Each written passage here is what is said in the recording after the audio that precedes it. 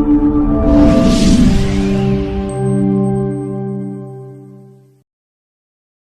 you so much. Asante sana.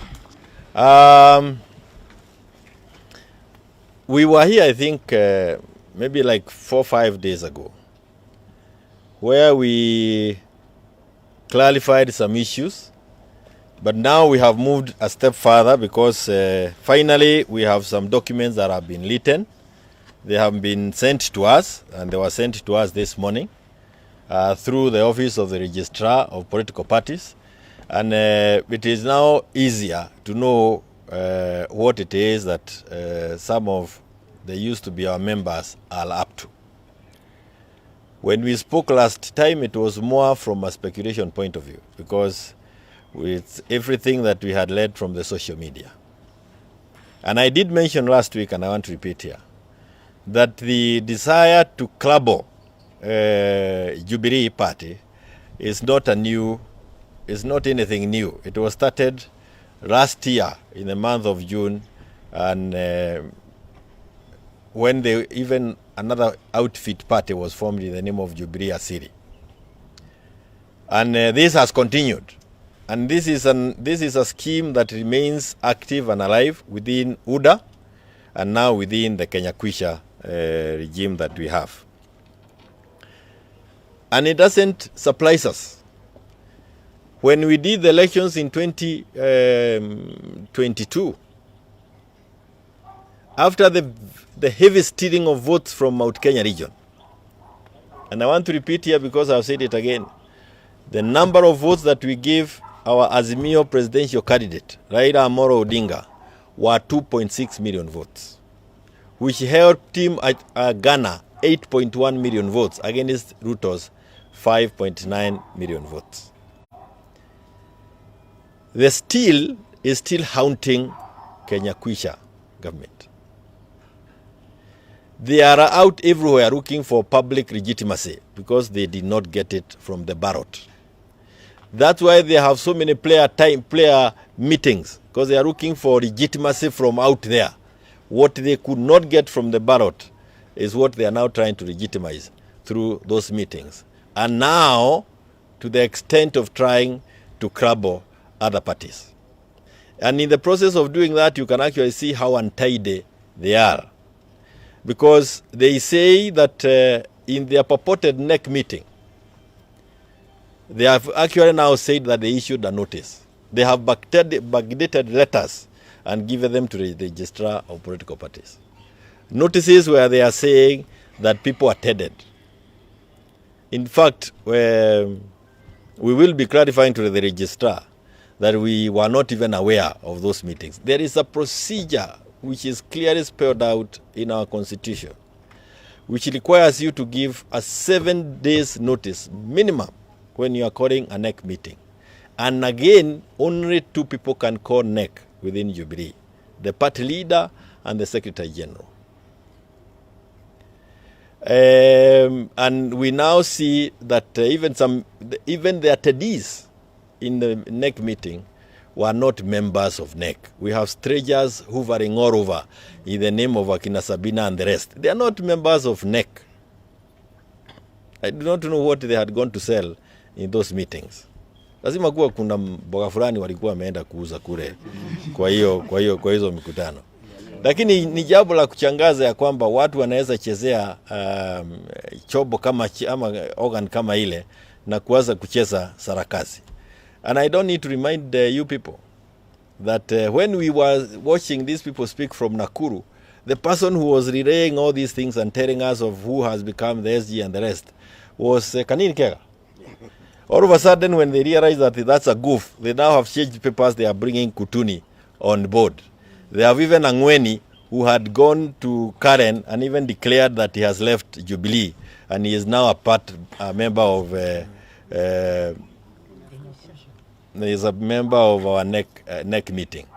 So you can actually see the confusion that is in that team, and it's because they are not being guided by anything in principle. It's really hunger. Iko na jaa mingi kwa tumbo yao, lakini na hawakupatiwa zile viti kwenda kufikiria mambo yao peke yao. Ilikuwa wafikiria wa Kenya. And you'll actually hear them more representing Ruto more than representing the people. They actually come to us to represent Ruto, as opposed to them going to parliament and other places to represent the people who elected them. Quite ironical. But there are a couple of things that Kenyans need to know. And when we become this untidy, the country becomes untidy. And it does not matter where you are. If we have given you a position in Jubilee as a nominated member to advance the interests, the ideologies, the beliefs of Jubilee Party, and by extent, Azimio, and then you have gone and pledged that you are going to associate yourself with Kenya Kwisha, how on earth would you then continue being a whip of Azimio? Decency. Wacha hata mambo ingine. Decency requires you to say, I am mature enough, I have a character, I cannot remain being a whip for Azimio or Jubilee. I now move to my newfound friends. I mean, those are some of the glaring things. And you wonder why people would want to pretend otherwise. But let me say this. We will be able to take up, now we have the documents, we will take them up in the procedural as is provided for.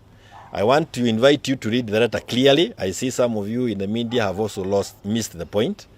Yes, the registrar acknowledges he has received the documents. We will be able to demonstrate to her that those documents are not properly before her. The convening of the meeting was not properly done and all those other things. But you also read in the same letter that she actually cautions those people who took the documents there that can you also exhaust the party mechanism. Yes. So she has received, like you be given and you receive, but you have also pointed out clearly you are not within the provisions of your own constitution. So we will be able to perhaps show them how we need to go through some of those things. Na ni vizuri tuseme, na tuseme hii kwa lugha hii ambayo watu wanaelewa. Wewe weka kitu kwa fikira yako. Ati unasema unatoa Jubilee kwa Azimio, unapeleka kwa Kenya Kwanza ama Kenya whatever it is that they call themselves, they are living up to the meaning and standards and the requirements that they are. Uambie Uhuru aanze kuwa chini ya Ruto. Kwa coalition ya Ruto. Wewe kichwa yako imeenda wapi? Hiyo kichwa iko wapi? Yaani ati unaona Uhuru amekaa kwa PG meeting na chama yake ya Jubilee pale na Ruto ndio anasema pale, alafu mwisho amwambie kama Kuria hata hii zima kama vile ulizima chama cha kazi.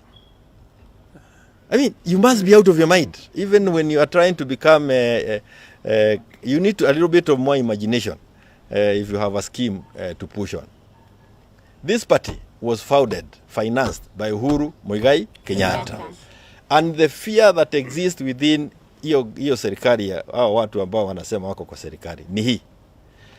People in Mount Kenya are exiting the UDA Ablera in numbers on a daily basis. Their party of choice is Jubilee. That is what is killing Ruto.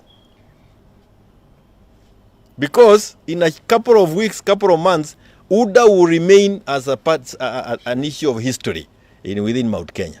One, he did not win. He stole our vote. Two, he lied to our people that he is going to provide them with a better living condition. Now, we are getting things running out of way every single day. A danger in the horizon. This country is quickly becoming a country where the rule of law need not be respected. And people in institutions are being seen to entertain unruly behavior, things that are outside the regular provisions of our law or what is provided for by our laws. If we allow this to continue, those of us who have been there before have seen it. This is how mugging increases in town, stealing. You see the level of banditry. It is at a level we have never seen in this country. That bandits are daring the police officers.